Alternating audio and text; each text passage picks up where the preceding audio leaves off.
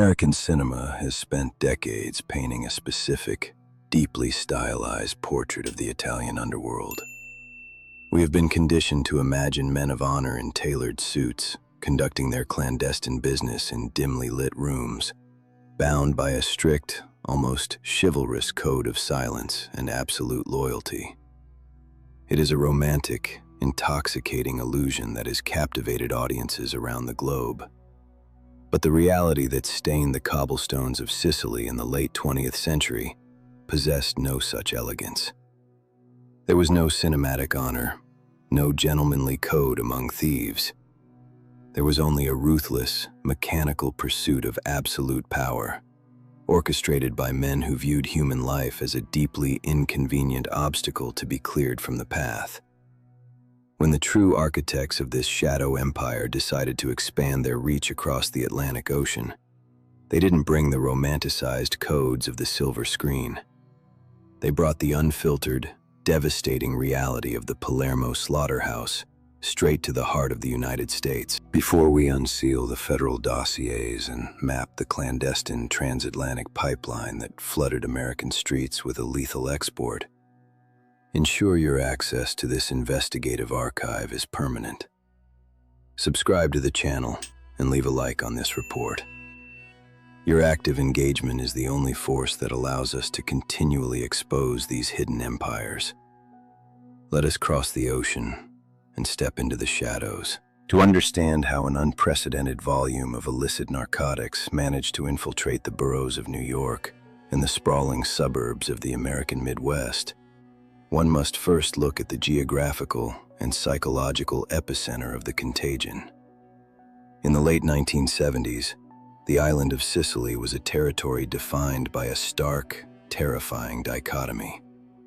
On the surface, it was a paradise of ancient ruins, blinding sunlight, and citrus groves. But beneath the facade of the Mediterranean dream, a quiet, ferocious evolution was taking place. For decades, the traditional syndicates of Palermo had controlled the island's economy through extortion, construction contracts, and the manipulation of local politics. The old bosses, men like Stefano Bontade and Gaetano Badalamenti, considered themselves the aristocracy of the underground. They dined with politicians.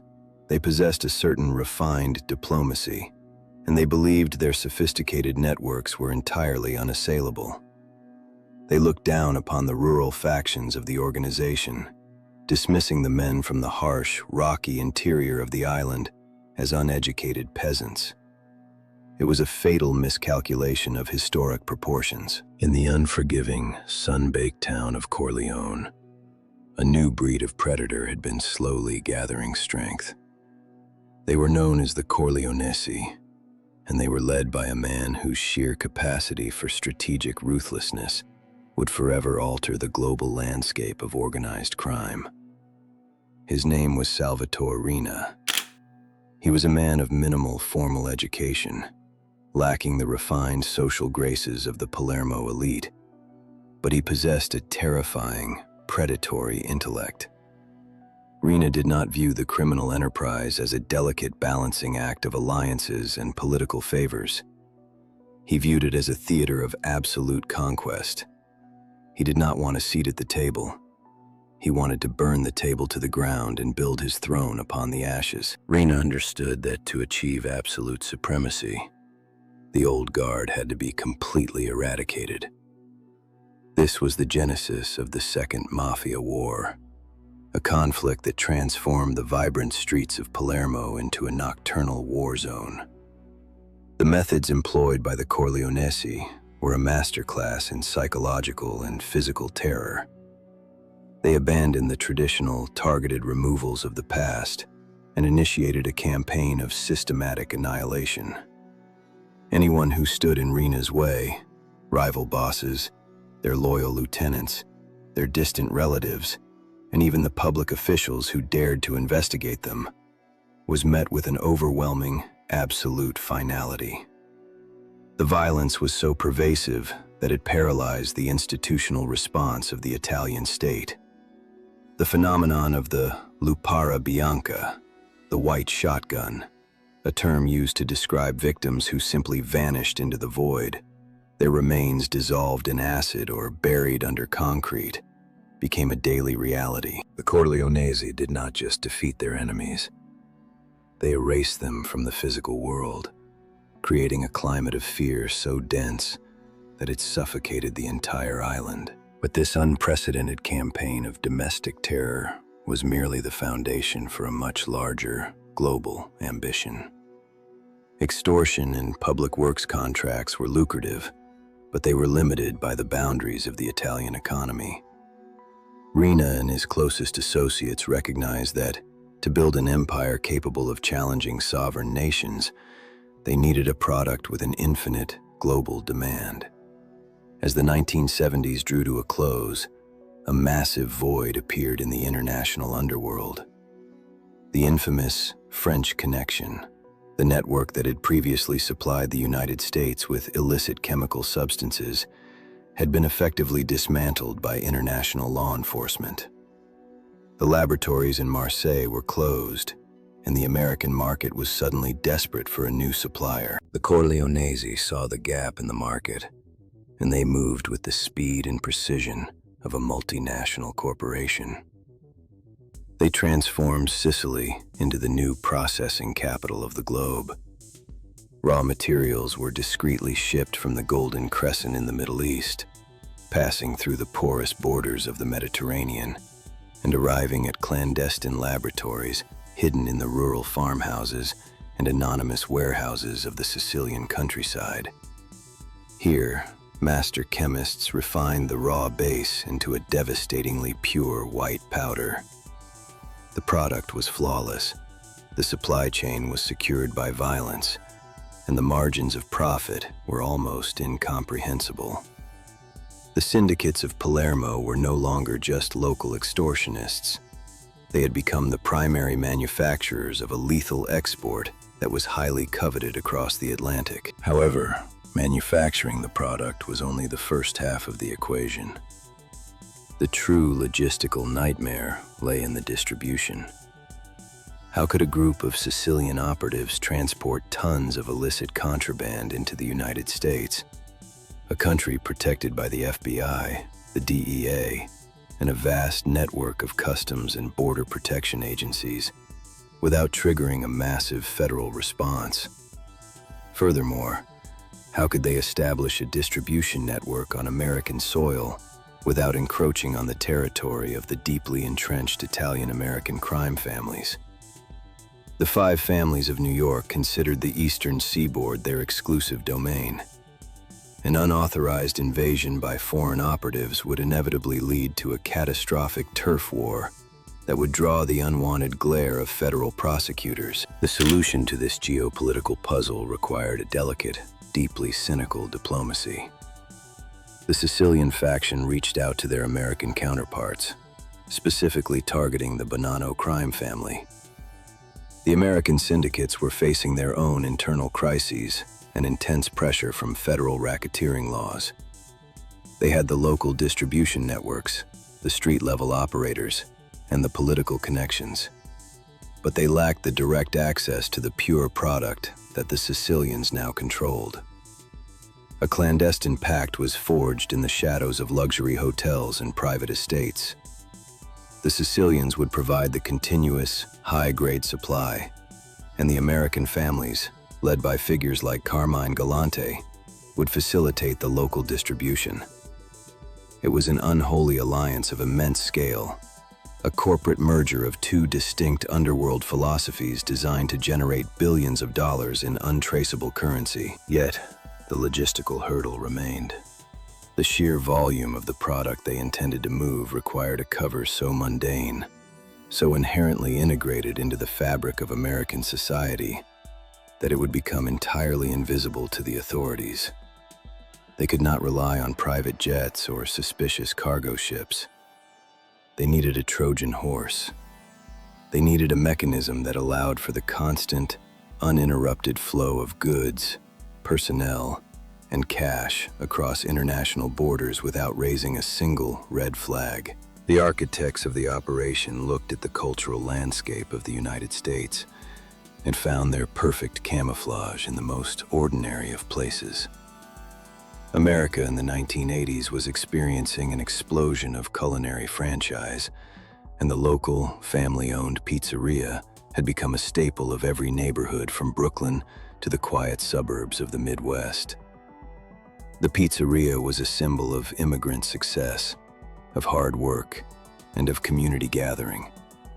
It was the absolute last place a federal agent would look for the headquarters of a transnational narcotics empire. The Sicilians began to quietly export not just their product, but their personnel. Hundreds of operatives, many of whom spoke no English and had no prior criminal records in the United States, were flown across the ocean. They were given fake identities, fraudulent work visas, and significant sums of cash to open unassuming pizzerias in carefully selected, strategically vital locations. On the surface, these establishments served slices to high school students and families. The ovens burned hot, the flour dusted the counters, and the registers rang with small bills. But beneath the counter, behind the heavy steel doors of the walk-in freezers, a much darker transaction was taking place. The ingredients imported from Italy, cans of San Marzano tomatoes, massive bags of flour, espresso machines, and ceramic tiles, became the vessels for the lethal white powder. The shipments arrived at the ports of New York and New Jersey by the ton, clearing customs as routine commercial goods. Once the product was safely inside the United States, the network of pizzerias functioned as highly secure, decentralized distribution nodes. The men tossing the dough were often seasoned operatives of the Corleonesi faction, managing a flow of inventory that rivaled the logistics of a military supply chain. Equally important was the reverse flow of the operation. The astronomical profits generated by the street-level sales created a new, critical problem. Mountains of physical cash. Millions of dollars in small, wrinkled bills needed to be laundered, scrubbed of their illicit origins, and quietly funneled back into the international banking system, eventually reaching the secret accounts in Switzerland and the offshore havens of the Caribbean. The pizzerias provided the perfect front for this massive financial cleaning operation. The cash was packed into suitcases, duffel bags, and cardboard boxes, physically carried through the bustling streets of Manhattan to the offices of corrupt brokers and compromised financial institutions. The sheer volume of the currency was so immense that the operatives often didn't have time to count it. They simply waited on industrial scales. As the decade progressed, the pipeline reached a terrifying level of efficiency. The American authorities were completely oblivious to the scale of the infiltration. They were chasing low-level street dealers and local distributors, treating the symptoms, while the disease itself was expanding rapidly beneath the surface of the American dream. The FBI and the DEA believed they were fighting domestic criminal factions, entirely unaware that the true puppet masters were sitting thousands of miles away, in the sun-drenched, blood-soaked piazze of Sicily, managing a corporate structure that spanned continents. The urban landscape of the United States had been successfully compromised by the rural ruthlessness of Corleone. The transition from the Slaughterhouse of Palermo to the neon-lit avenues of New York was complete. The alliance had been forged, the Trojan Horse had been successfully deployed, and the network of flour and shadows was generating wealth that defied human comprehension. But the fundamental law of the Noir universe dictates that no secret of this magnitude can remain buried forever. The immense flow of capital, the subtle shifts in the underworld hierarchy, and the sheer arrogance of the operation were beginning to leave faint, almost imperceptible traces. As we close this first chapter of our dossier, the pipeline is operating at maximum capacity. The pizzerias are open, the ovens are hot, and the lethal export is flooding the streets. But across the Atlantic, in the quiet, heavily guarded offices of the Italian magistracy, and within the specialized task forces of the Federal Bureau of Investigation in New York, a few brilliant, obsessive minds are beginning to notice the anomalies. They are starting to see the invisible threads that connect a small restaurant in the Midwest to a violent removal in the streets of Sicily. The foundation of the greatest criminal enterprise in history is fully established, but the architects of its downfall are quietly assembling their own tools. The investigation is about to cross the ocean, and the collision between the absolute power of the Corleonesi and the relentless pursuit of justice is imminent. The true war is only just beginning. The skyline of New York City in the early 1980s was a monument to the relentless vertical ambition of modern capitalism. It was a grid of steel and glass where millions of transactions occurred every second, a place where wealth was measured in digital blips and high-speed ticker tapes. But beneath the towering corporate monoliths, a completely different, infinitely more analog economy was thriving in the shadows. The Transatlantic pipeline established by the Sicilian syndicates was functioning with the terrifying efficiency of a multinational corporation. The product was moving silently through the ports, hidden within the mundane cargo of imported culinary goods, eventually arriving in the warm, brightly lit kitchens of neighborhood pizzerias. From the outside, these establishments were the very picture of the immigrant dream, fragrant with the scent of melted cheese and baking dough.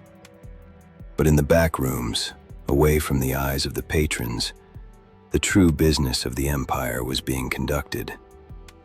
This was an operation that was generating a tidal wave of illicit capital, fundamentally altering the balance of power within the global underworld. Before we decode the complex financial mechanisms of this shadow empire, analyze the sudden removal of its initial American architect, and introduce the solitary magistrate who decided to follow the money into the abyss, ensure your clearance to this archive is active.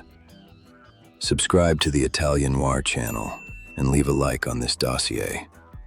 Your support is the vital instrument that allows us to expose the hidden architecture of these clandestine syndicates. Let us step back into the labyrinth. The successful integration of the Sicilian operatives into the American landscape was an unprecedented phenomenon. The established Italian-American crime families, the traditional guardians of the New York underworld, initially viewed these new arrivals with a mixture of amusement and condescension. They referred to the Sicilians with a derogatory slang term, viewing them as unrefined, archaic peasants who were useful only for handling the most unsavory aspects of the narcotic trade. They failed to recognize the profound psychological difference between an American operator who viewed crime as a business and a Corleonesi operative who viewed it as an absolute, uncompromising war. The Sicilians were fiercely disciplined, bound by an ancient code of silence that was virtually unbreakable, and they operated with a level of ruthlessness that deeply unsettled their American counterparts. They did not integrate.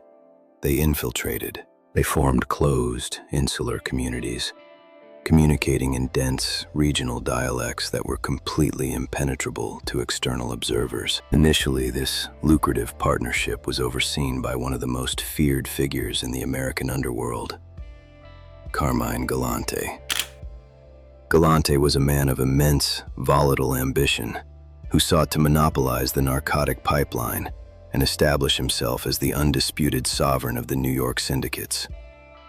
He cultivated the relationship with the Sicilian faction, utilizing their raw materials to flood the streets and build a vast personal fortune. But in the ecosystem of the Noir, absolute greed is the most predictable catalyst for a sudden, catastrophic fall. Galante's aggressive expansion threatened the delicate equilibrium of the five families, and his unilateral control over the Sicilian supply chain made him a vulnerability that the other syndicate leaders could no longer tolerate. The resolution to the Galante problem arrived on a warm, humid afternoon in July 1979. The setting was an ordinary Italian restaurant in Brooklyn, a place of casual dining that was about to be transformed into a theater of permanent silence. The operation was executed with a theatrical display of absolute finality. A squad of operators entered the establishment and, in a matter of seconds, enacted a permanent removal. The image of the fallen boss, left in the sunlit courtyard with his trademark cigar still resting on his lips, became one of the most iconic and chilling photographs in the history of American crime. But the true significance of this event was not the end of one man's reign. It was the power vacuum it created. With the primary American overseer removed from the board, the Sicilian faction was no longer a subordinate partner. They inherited the entire infrastructure of the pipeline, gaining direct, unfiltered access to the American market. The keys to the kingdom had been handed to the men from Palermo. With total autonomy secured, the operation scaled to astronomical heights. The sheer volume of the product entering the country was matched only by the staggering magnitude of the capital flowing back. The syndicate found itself facing a logistical nightmare that had nothing to do with avoiding the police and everything to do with physics. They were generating millions of dollars in small, crumpled denominations every single week. Cash is heavy.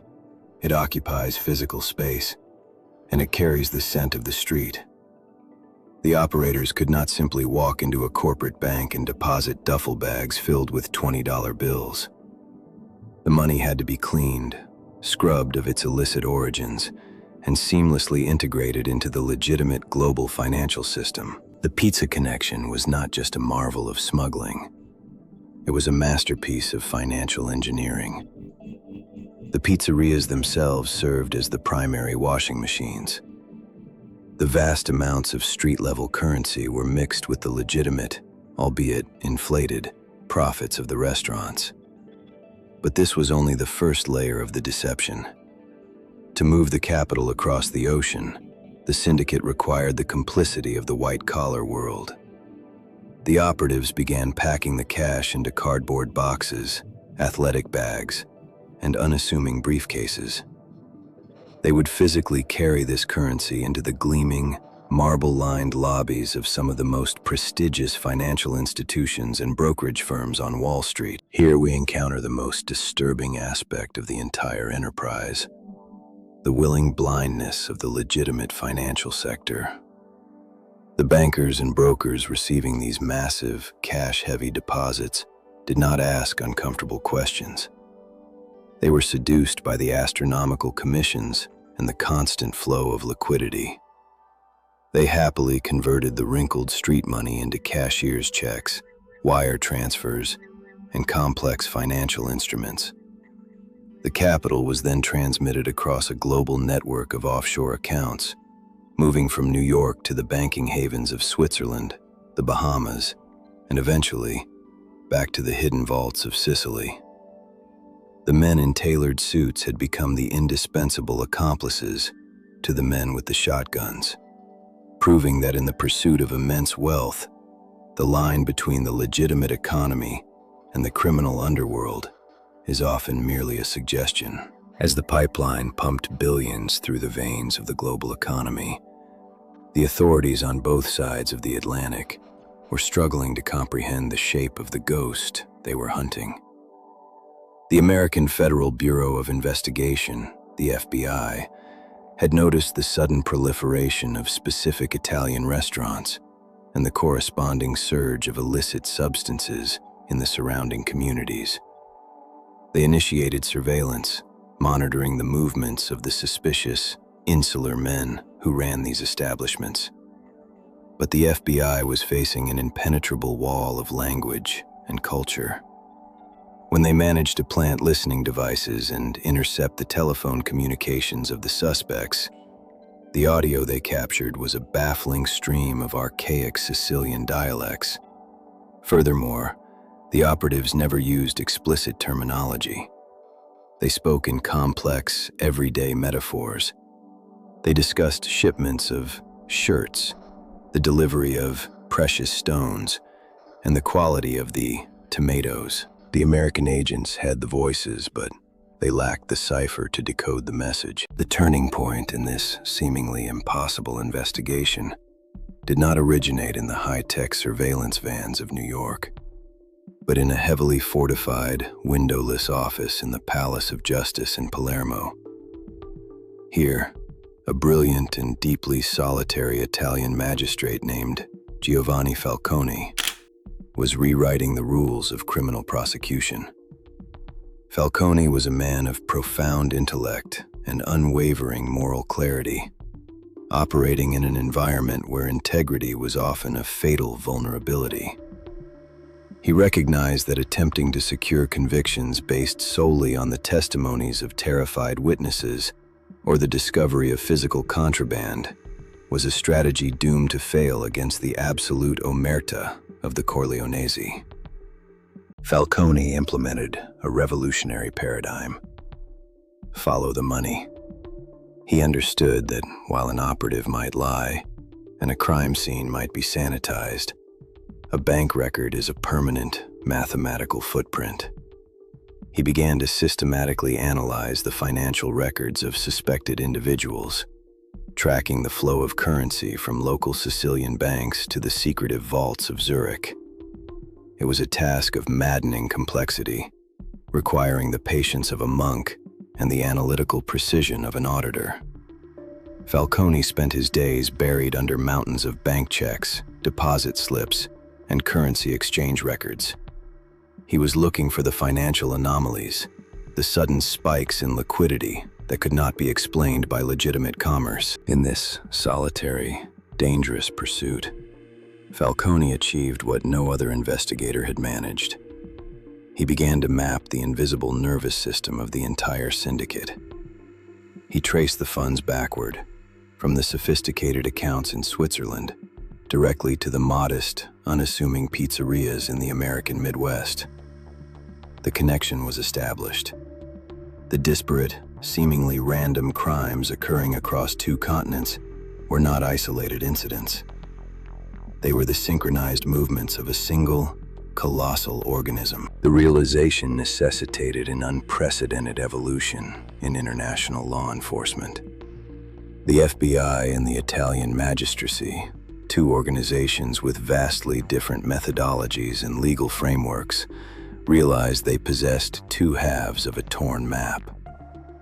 The Americans had the physical surveillance, the wiretaps, and the visual tracking of the suspects on the ground.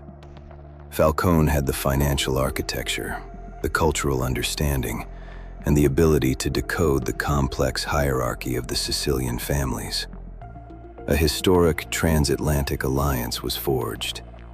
Falcone traveled to the United States, working directly with federal prosecutors, breaking down the barriers of jurisdictional jealousy. To overcome the linguistic shield of the syndicates, the FBI was forced to recruit specialized translators, individuals raised in the very specific regions of Sicily where the dialects originated. For the first time, the intercepted conversations began to make sense.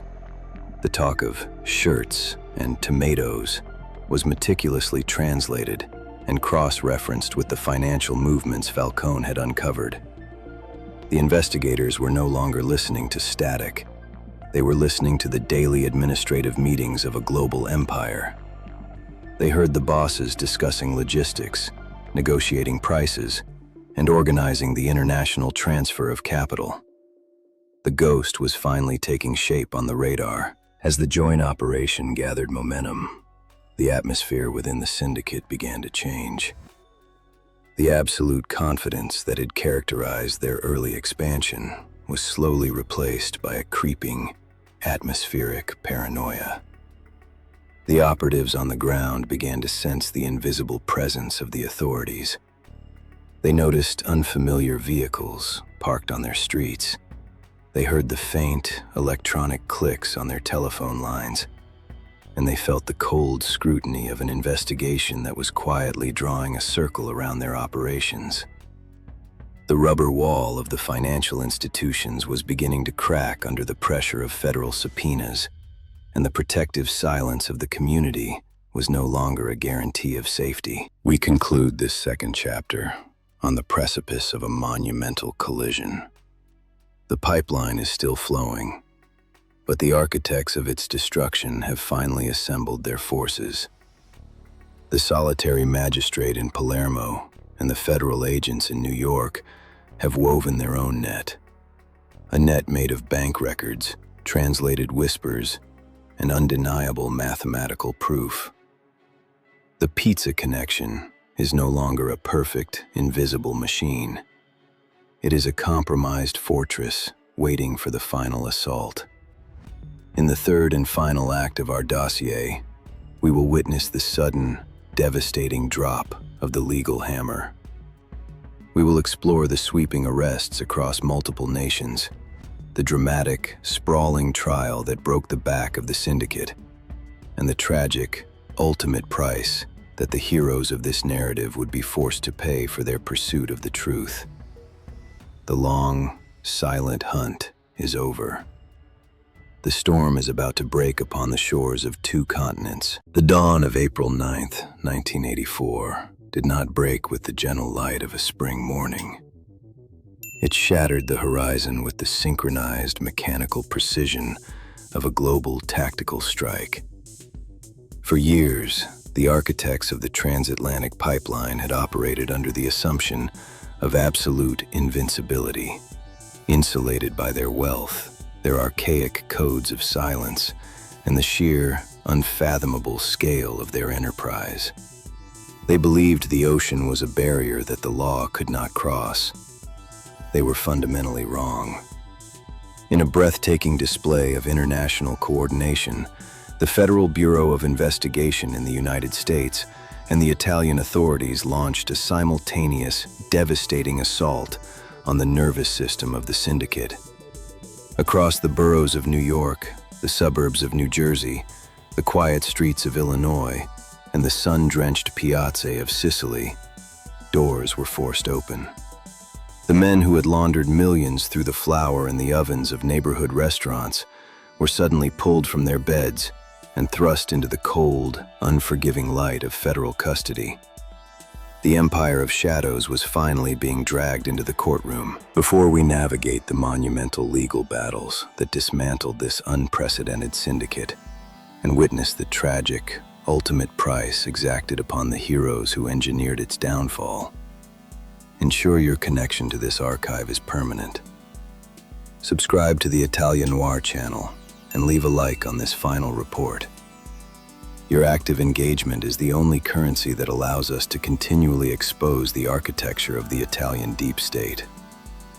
Let us conclude the investigation into the pizza connection. The sheer logistics of the takedown were staggering, a testament to the meticulous, obsessive mapping that Giovanni Falcone and his American counterparts had conducted over the previous years. The operation was not a mere disruption. It was a total, systemic amputation. The authorities did not just arrest the street-level operators tossing dough in Queens, or the couriers carrying duffel bags of wrinkled bills into Manhattan banks. They reached the apex of the pyramid. In Madrid, Spain, the Spanish police, acting on intelligence provided by the Joint Task Force, apprehended Gaetano Badalamenti. Known as the boss of two worlds, Badalamenti was a supreme architect of the pipeline, a man who had navigated the treacherous waters of the Sicilian underworld and the American market with equal, ruthless efficiency. His capture on a foreign street was the definitive signal that the era of impunity had permanently closed. The untouchables were now wearing handcuffs. The legal reckoning that followed was divided into two colossal theaters of justice, each reflecting the distinct cultural and procedural landscapes of their respective nations. In the United States, the federal courthouse in Manhattan became the stage for a judicial marathon that would capture the attention of the American public for 17 grueling months. This was the famous Pizza Connection trial, a spectacle of legal strategy spearheaded by an ambitious federal prosecutor named Rudolph Giuliani. The American courtroom was transformed into a complex translation matrix. The jury, composed of ordinary citizens, was subjected to thousands of hours of intercepted audio recordings.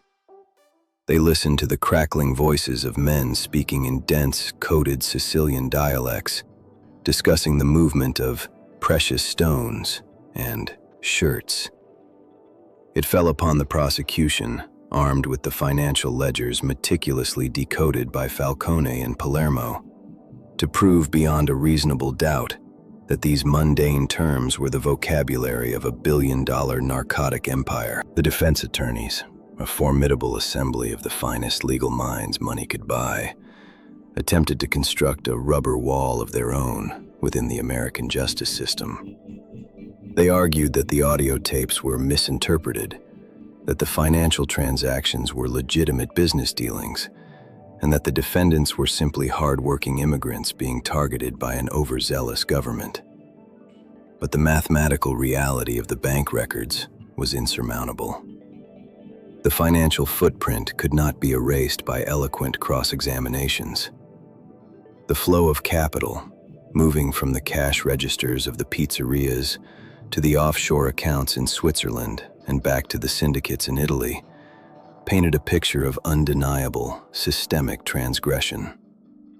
The American jury, confronted with a mountain of irrefutable data, delivered verdicts of absolute condemnation. The men who had treated the American suburbs as their personal distribution nodes were handed sentences that ensured they would spend the rest of their natural lives enclosed in concrete and steel. However, while the American trial successfully dismantled the distribution arm of the operation, the true heart of the darkness still resided in Italy.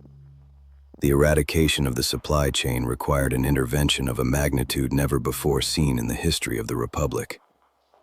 In Palermo, Giovanni Falcone, alongside his closest colleague and friend Paolo Borsellino, had compiled a dossier of such immense proportions that it required the construction of a specialized, heavily fortified facility just to house the proceedings.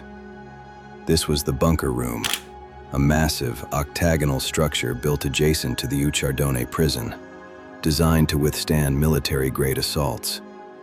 It was a physical manifestation of the state's recognition that it was at war with an internal enemy. This was the genesis of the Maxi trial. Over 400 defendants were indicted, their names drawn from the financial records, the intercepted communications, and the groundbreaking, unprecedented cooperation of a high-ranking insider. Tommaso Buscetta, a former boss who had seen his family systematically erased by the Corleonesi faction during the brutal internal wars, chose to shatter the sacred code of omerta. He sat across from Falcone and provided the Rosetta Stone of the underworld, detailing the exact structure, the rituals, and the command hierarchy of the organization.